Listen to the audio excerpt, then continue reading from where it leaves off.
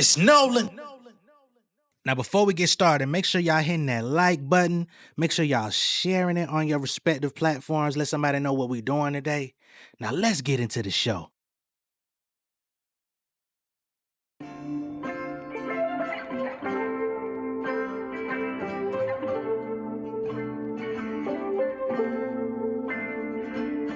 Yeah. This shit is bittersweet. They tell me if I don't work, then I never eat. They tell me where I'm from, determine what I be. And I just wanna know what certain days I can't get out of bed. Bloodshed, debilitating, think of all the drama the world facing. This shit is Satan, got my mind drifting. Is religion really the answer? Is man really the fall of the earth? Are we the cancer? Do we kill ourselves? Living in places where the villains dwell. The infidels splitting shells, but nobody tells. Our family members start to perish, we don't get the cherish. By 21, you get the feeling like a fucking test. Scoffing at marriage, impairing vision. Following niggas fresh out of prison, our life is an exhibition. Enticing me on some murder, invite me to cop a burner. Streets driving kids crazy before they obtain their learners. Permission to fire, living with priors, no jobs, we sing to the choir. Fans admire, they acquire, conditions are dire. Selling our souls to the biggest buyer. Tap dancing on television for that money wire. Yeah, this shit is bittersweet. They tell me if I don't work, then I never eat. They tell me where I'm from determines what I be. And I just wanna know what it's like to be free. This shit is bittersweet. They tell me if I don't work, then I never eat. They tell me where I'm from determines where I be. And I just wanna know.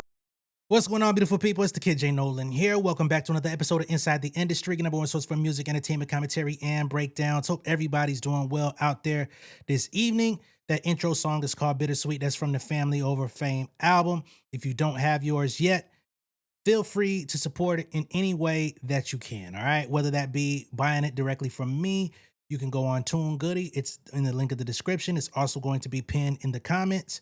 Or if you want to go check it out on your preferred streaming platform, the choice is yours, right? Nonetheless, if you like that record, go check it out. So this last week has been fucking hectic. It's been a shit show out here. You know what I'm saying? Be pretty candid. It's been a shit show, man. This whole Lupe Fiasco saga, I feel like carried on, it permeated, it continued to marinate a little bit longer past the expiration date, if I'm gonna be completely frank about the situation. But in saying that, I also understand that there are some unhealed wounds out there, or just words unspoken, or just resolutions that haven't been met, to put a button in it, right? So, starting last week, we got this whole Quality Lupe Fiasco conversation that took place about, him doing a video reaction to, I believe it was King Green, who basically was talking about lyrical rappers can't sell or don't sell.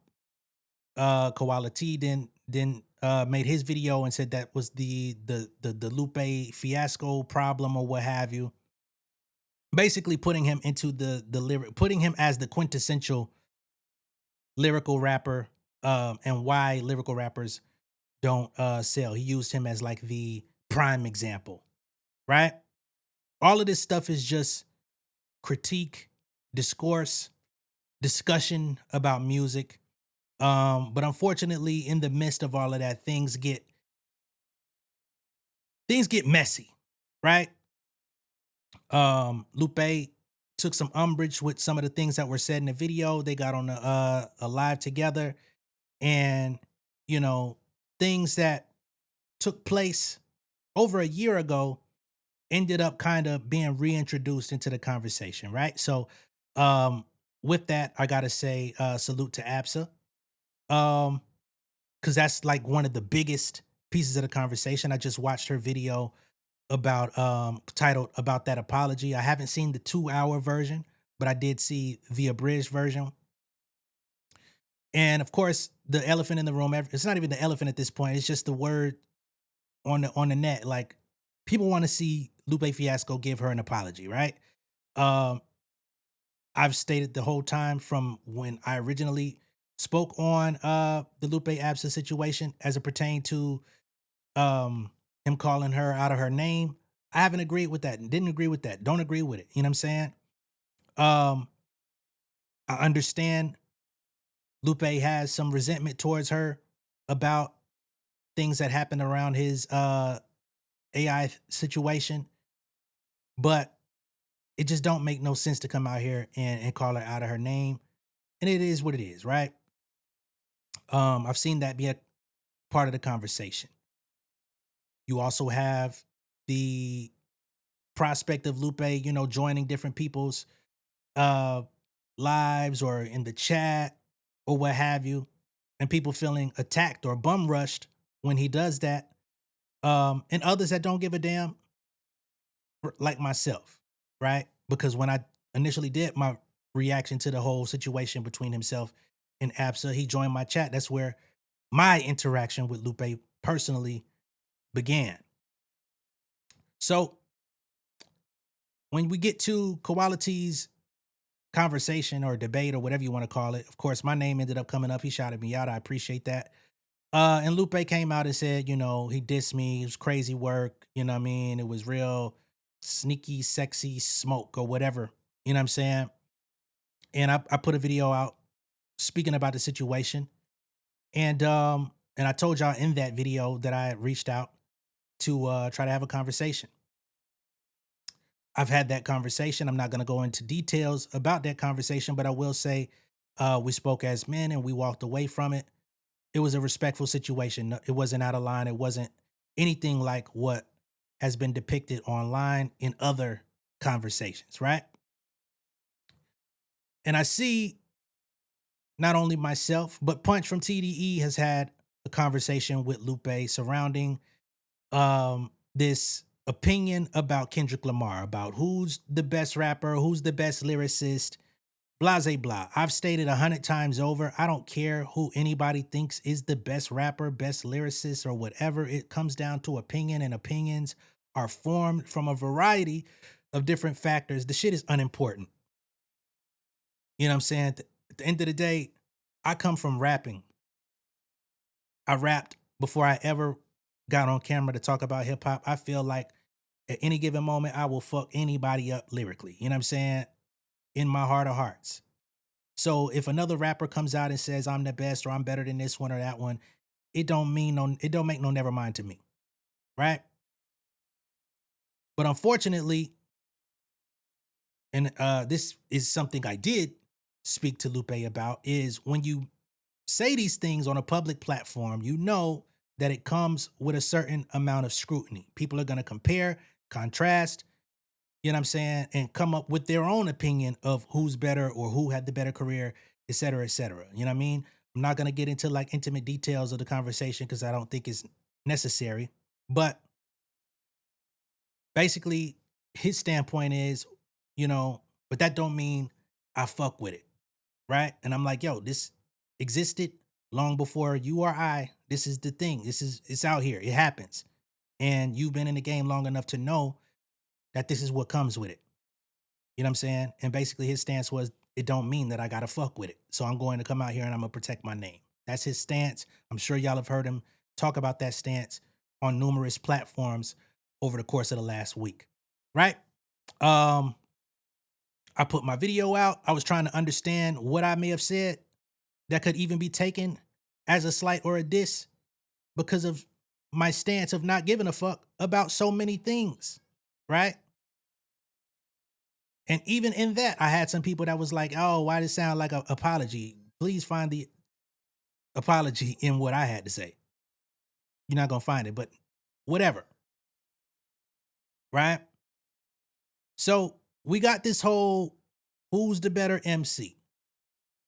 Doc, Lupe. Lupe says, "Hey, it's 100 battle rappers better." We get into the lyricism conversation, all of this different type of stuff. Who's better, the battle rappers or the industry rappers, all this different type of stuff. I don't care about none of that shit, man. Everybody does what they do. You know what I'm saying? The battle rappers, they don't have no beats, right? So their responsibility is to come up with intricate ways of expressing themselves to keep an audience engaged. If they got up there and did cat in the hat rhymes, we're not watching that shit. You know what I'm saying? So it's just like gymnastics, lyrical, verbal gymnastics. And it's a beautiful thing. But then when you bring those battle rappers into the realm of the studio or making an album or a song, they get introduced to a new set of skills that they have to build upon. Anybody can come up with dope, you know, lines, line after line after line, right? So all of that is cool. If you feel like battle rappers are, because I hold battle rappers to a high esteem, they nice. You know what I'm saying? Not all of them are great, but the ones that we revere, they're revered for a reason, right? So then we get to Punch, who came out, what was it, last night? He basically said, you know, we've had the conversation, we've talked about everything. And of course, when we talk about everything, we get into some old footage of Kendrick Lamar, I believe from 2010, where he was on, I don't know if he was on Ustream or what platform he was on live streaming. But basically, the subject of who was the best rapper or best lyricist or what have you came up even on there. And at the time, Eminem was the benchmark, you know? And Lupe's name came up and he said, Punch said Lupe fell off. Uh, you know, it's too many fairy tales. It's not relatable enough or something to that effect. Matter of fact, I might as well go ahead and just pull that video up because apparently this is something that I guess affected Lupe's perspective of the situation where it's like, I don't even care. To him, he says he don't even care no more because now he feels like Dot's been having, you know, hate or feeling a way about him. I don't take it that way. But again, the narratives and the storyline. The most lyrical MC since Eminem? Eminem is a monster. You put me up against that white boy. But I ain't backing down though. Eminem's the best. Eminem holds the throne for playing on words the best all time. The best on playing on words.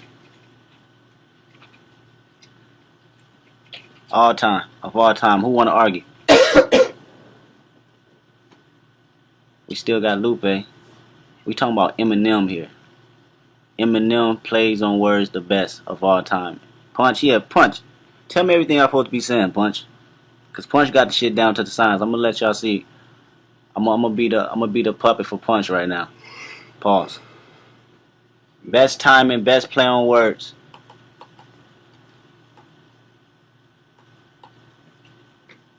Big L.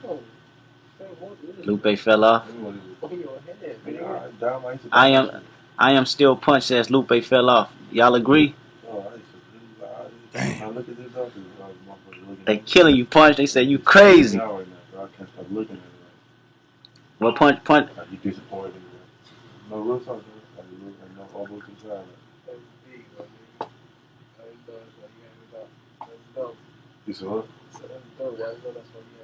say Lupe Fiasco doing too many fairy tale raps. It ain't organic and realistic anymore.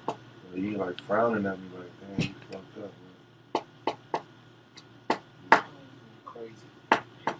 All right. So he says he was doing too many fairy tale raps, not realistic anymore. So at the time, 2010, you got to think of what Lupe's last album was at that time. Wasn't that the Cool 2008? He didn't have an album in 2009, did he? So and the Cool is a lot of stories. I mean, it takes the song The Cool from Food and Liquor and fully fleshes it out with this character. You know what I mean? They did a whole like rollout on MTV with Kadeem Hardison playing The Cool. He was fucking zombie. You know what I'm saying? Like it was the fully fleshed out uh story. You know what I mean? Would I call it a fairy tale? Not necessarily, but again, from the outside looking in, let me put you on game. You know, it personifies this character throughout the album in different ways, in the streets, in the game, and all of these different characters and stuff like that. So maybe it wasn't relatable to Punch at that time. You know what I'm saying? Like, you got to think, niggas coming from their background, maybe they ain't want to hear that shit. You know what I mean? So they call it a fairy tale. It is what it is. That wasn't my opinion. I thought that album was a classic. But for a nigga to say it's too many fairy tales, they ain't want to hear that shit. And again, it's only opinions. You know what I'm saying? That shit didn't stop that nigga from selling no records. Gold Watch is still a fucking classic out this bitch. Superstar is a fucking hit. Paris, Tokyo, like, the album did what it was gonna do. Of course, everybody wants to stand up for their art and their work, so I get it. But at the same time, these opinions didn't hinder nothing. And this is 2010. Nobody even gave a damn what Kendrick or Punch was saying at the time like that. You know what I mean? Like, not to a worldwide degree. Like, at 2010, this is OD time. You know what I mean? I was a fan during the OD era. That was when I really like locked in with bro, for real. I thought the Kendrick Lamar EP was cool, but OD was my shit. Nigga, ask me how many times I played Cut You Off, the video. And had my little brothers, they was in that motherfucker, you boo-boo, you tea, you turned down, you thirsty. Nigga, shut the fuck up. That was my shit. Barbed wire used to be my shit. You know what I mean? So, at the end of the day, none of this stuff is really important to me, because outside of being a content creator, media personality, or whatever you want to say, I'm an artist, I'm a rapper. Everybody's supposed to stand up on their square, defend their shit. So that shit's not even, don't mean nothing. You know what I mean? And it's not like we're really gonna get a showdown to prove who's better either. We're not gonna get that ever in life. I hope everybody understands that. It's not gonna happen. Now, I will say, if it do happen and I get proven the fuck wrong, I'm gonna have to come on YouTube and say I was dead ass wrong. But in my estimation, I don't see it happening. Right? But let's get to Punch. So Punch comes out and says, just had a great conversation with Lupe. It's all love and respect on both ends. Now remember, the comments that Kendrick made about Lupe falling off and it not being, you know, believable and too many fairy tales, those were Punch's comments, right? That wasn't Kendrick's comments. That was him relaying Punch's thoughts. So he says, it's all love and respect on both ends. We spoke about context, misunderstandings, misinterpretations, and intentions.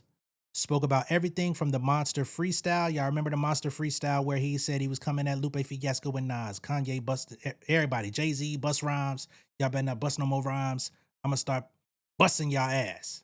Choppers be busting on niggas. You know what I'm saying? He was just going crazy. I remember because, again, that was the time period that I became familiar with Kendrick Lamar. And I was like, yo, this nigga going crazy. So, spoke about that. Spoke about the 2010 live stream up until his recent visits on various podcasts.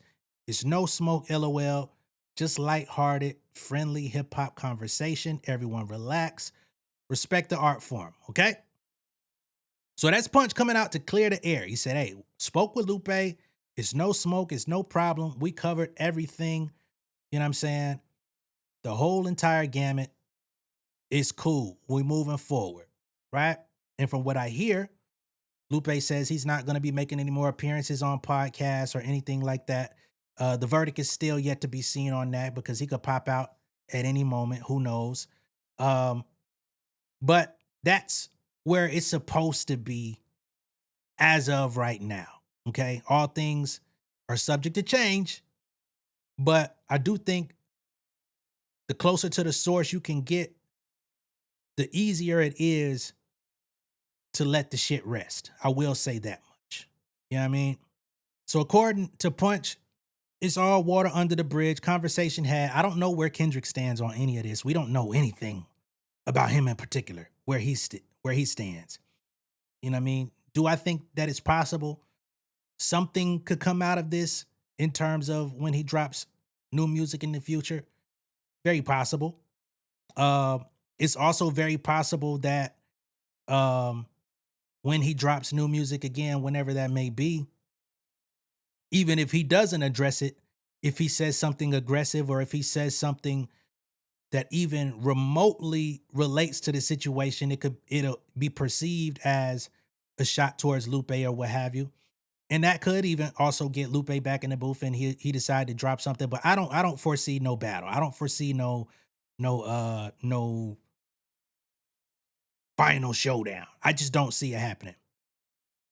But I do hope at bare minimum, that Lupe can understand, bro, like this shit served you nothing at all, but ultimately negativity. Um Doing these podcast interviews, um being contentious with content creators who honestly aren't the roughest critics. Like there's websites, there's so many other platforms where people could lay into you and have laid into you. Um,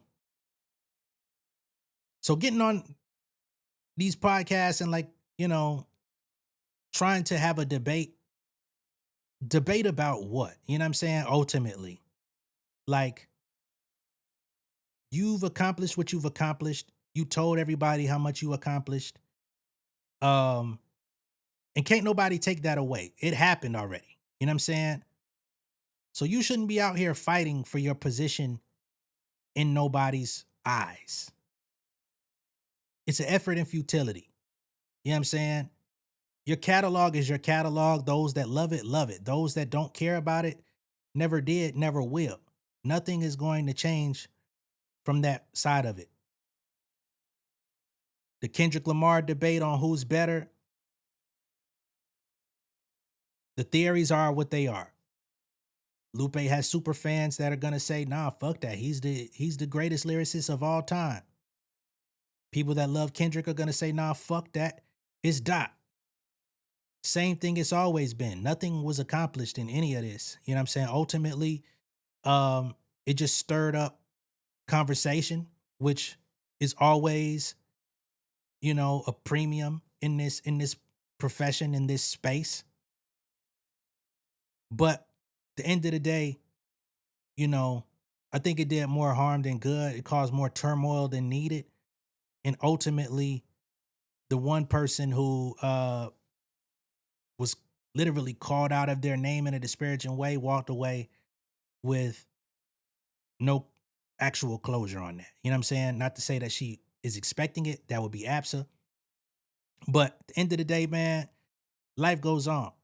This music shit is off. It's awesome. It's wonderful. You know what I mean? Feeds families, feeds minds, feeds information, dosed in with a hell of a lot of creativity that goes into this shit. But at the end of the day, man, all the other shit does not matter. You know what I'm saying? It does not matter. Especially when you can come out and say that this person that you are having conversations about is better than you in flow, perhaps, concepts, or songwriting, song making, production, team. Those are all of the ingredients that make you, you know what I mean, a star. And when the star shines brighter, what you gonna do about it? You know what I'm saying? What can you do about it, bro? Like it just doesn't. None of it is conducive.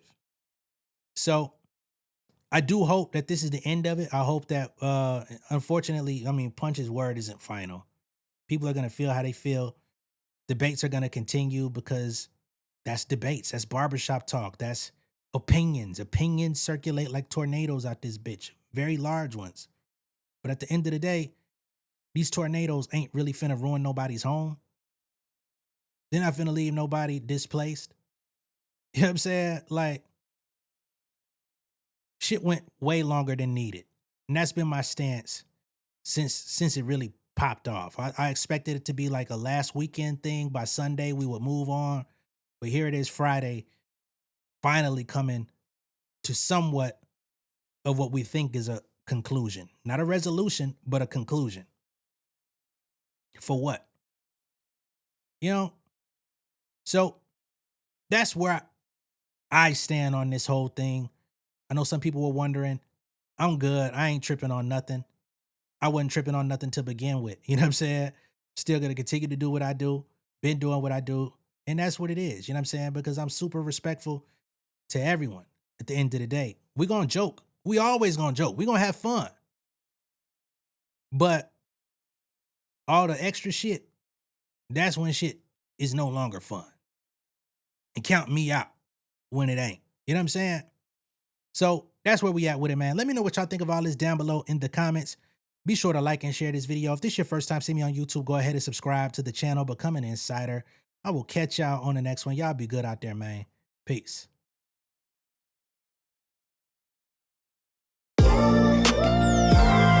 Yeah, family over fame in this bitch, yeah. The glory of living righteous is setting in. My street knowledge and education's a perfect blend. Young mogul, independent, I've been setting trends. The first one from my family to be faithfully wed. Fuck niggas and the horses that they riding on. I see this shit from all angles like a polygon. I'm never politicking, the drama be piling on. Father and greats unacknowledged like I'm Bobby Bonds. Conversation with my lady about the paper route. 5-6 bank accounts, every day I make it count. They down talking my commentary for hating now. Well, I can take it cause I'm bodying your favorite now, please. I could do this shit in my sleep. I been writing for these niggas, y'all read it and weep. I been fighting these niggas if you speak on the street. I'll turn your birthday party into New Year's Eve. Don't let me take it there. We ain't playing fair. This the ATL, Southside nigga moving furniture like Wayfair. Life on hold, no insurance for your healthcare. Lifeline gone, so you wanna be a millionaire? Well, let me tell you about this world I built. The women I dodged, the niggas that I read for filth. The sympathy cause consulting for the stacks I built. I